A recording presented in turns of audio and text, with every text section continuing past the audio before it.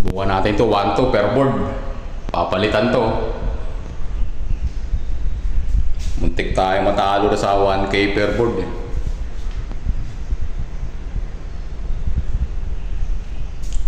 Papalitan natin to ng modular na.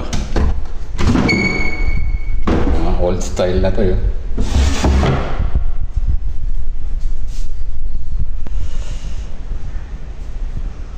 $1-2 per board ang kuha natin dito. Muntik tayo matalo sa 1K per board eh. May dismantling pa eh.